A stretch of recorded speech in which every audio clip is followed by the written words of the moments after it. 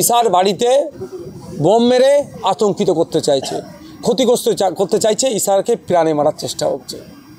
আমাদের পক্ষ থেকে অভিযোগ দায়ের করা হচ্ছে, যদি কাশীপুর থানা, কলকাতা পুলিশ এটাকে ওই ব্যানার ছিঁড়া ছোটো ঘটনা, অমুক ঘটনা বলে এড়িয়ে যাওয়ার চেষ্টা করে, প্রপার যদি না ব্যবস্থা গ্রহণ করে, আপনাদের বলে যাচ্ছি এই ঘটনা যেহেতু এখানে এক্সপ্লোজিভ বোমের বিষয়ে উঠে এসছে, তখন ন্যাশনাল ইনভেস্টিগেশন এজেন্সি অর্থাৎ এনআইএকে চিঠি দেবো, এনআইএকে এটার বিষয়ে অভিযোগ করব, তাহলে আপনারা ইনভেস্টিগেশন করুক। কেন ভাঙড়ে বোম হবে, কেন ভাঙড়ে বোমাবাজি হবে? আজকে মমতা ব্যানার্জি ভাঙড়ে 8টা থানা করে দিল হিংসাকে আটকানোর জন্য, সেই ভাঙড়ে বোমাবাজি হবে, পুলিশ প্রশাসন ব্যবস্থা গ্রহণ করবে না, এটা তো মেনে নেওয়া যায় না। কিছু হলেই আইএসএফে ছেড়ে দিলাম, মিথ্যা আর্মস অ্যাক্ট, এক্সক্লুসিভ অ্যাড করে দিচ্ছে, যা দরখাস্ত লিখে নিয়ে আসছে সেটাই এফআইআর হিসাবে ট্রিট করে দিচ্ছে। আর এই ঘটনার যদি ব্যবস্থা থানা না নেয়, আমরা করব। আমাদের নেতৃত্ব, জেলা পরিষদের মেম্বার, অঞ্চলের নেতৃত্ব, থানাতে ব্লকের যারা নেতৃত্ব কাজ করছেন, তারা ইতিমধ্যে বিষয়টা আমাকে জানিয়েছেন।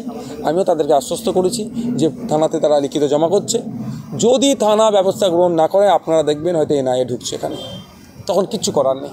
প্রথমে ভাঙড়কে কলকাতা পুলিশের আওতায় আনা, তারপরে 2টো থানা ভেঙে 8টা থানা করা, তারপরে ভাঙড়ে কোনো রকম অশান্তি থামছে না। আমরা দেখতে পাচ্ছি ভাঙড়ে অশান্তি। কী বলবেন? শাসক চাইছে না অশান্তি থামুক, ভাঙড়ের মানুষকে শাসক শান্তিতে থাকতে দিচ্ছে না। আপনারা দেখেছেন নন্দীগ্রামে, যেখানে শুভেন্দু অধিকারী দিন রাত মমতা ব্যানার্জি সম্পর্কে বাজে মন্তব্য করছে, সরকার সম্পর্কে বাজে মন্তব্য করছে, মুসলমানদের সম্পর্কে বাজে মন্তব্য করছে, রাজ্যের মানুষের সম্পর্কে বাজে মন্তব্য করছে, তার ওখানে অবজারভার দিয়েছে, এখানে করছে। এটা বুঝতে হবে যে ভাঙড়কে শাসক, ভাঙড়ের যে চক্ষুশূল হয়েছে আটকাচ্ছে, এরকমভাবে হিংসা দিয়ে আটকাতে পারবে না, থানা বাড়িও আটকাতে পারবে না ভাঙড়ের মানুষকে। ভাঙড়ের মানুষ যে পথ দেখিয়েছে, রাজ্যের মানুষ সেই পথে আগামী দিনে হাঁটবে। ভাঙড়ে খেটে খাওয়া মানুষের বসবাস বেশি, তারা চাষবাস করে খায়। কলকাতা পুলিশের আওতায় আনার পরে দেখতে পাচ্ছি ভাঙড়ে কেউ একটা ইট পুঁতলেও তাকে থানাতে ডাকা হচ্ছে। এটাকে কোনোভাবে দেখছিলাম, কোনোভাবে এটাকে মেনে নেওয়া যায় না। থানার কাজ এটা নয়, থানার কাজ এটা নয়। যদি কনসার্ন কোনো ডিপার্টমেন্ট তাকে চিঠি করে তাহলে হবে, কিন্তু এখন যারা পঞ্চায়েত চালাচ্ছে তাদের তো আর সিটটা ঠিক নাই, দুর্নীতি করছে। ফলে থানা যদি এই ধরনের কাজ করে, চরম গরিত কাজ, ঘৃণিত কাজ করছে, এটা থানার কাজ নয়।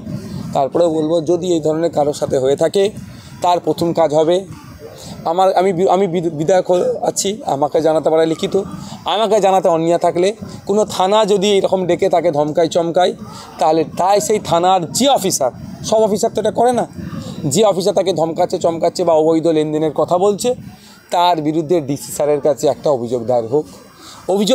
ডিসি স্যারের কাছে অভিযোগ দায়ের করার পরেই অভিযোগের একটা রিসিভ কপি নিয়ে তখন অন্তত ভাঙড়ের বিধায়কের কাছে দিক, তারপরে ভাঙড়ের বিধায়ক সেই অফিসারের বিরুদ্ধে কী ব্যবস্থা গ্রহণ করতে পারে দেখুক আপনারা। কিন্তু সমস্যা হচ্ছে এটা, এত অন্যায় হচ্ছে কিন্তু কেউ অভিযোগ দায়ের করছে না। যারা অভিযোগ দায়ের করছে না তারা হয়তো ভাবছেন কি হয়ে যাবে না হয়ে যাবে, এই ভাবার জন্য আরও বেশি অন্যায়ের শিকার হচ্ছে মানুষ।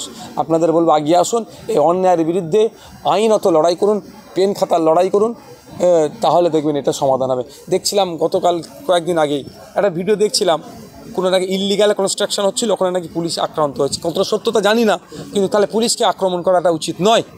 আমি পুলিশ আক্রমণের বিরুদ্ধে, পুলিশ যদি তোলে তার যেমন বিরুদ্ধে, পুলিশকে আক্রমণের বিরুদ্ধে। সুতরাং কাউকে আক্রমণে যেতে হবে না। পুলিশ অন্যায় কাজ করলে তার এগেনস্টে লিখিত ডিসি স্যারের কাছে জমা করুন, নলমুড়িতে ডিসি অফিস আছে, আর সিপি স্যারকে মেল করুন, আর বিধায়ক হিসাবে আমার কাছে একটা কপি পাঠান, দেখি আমরা কি করতে পারি।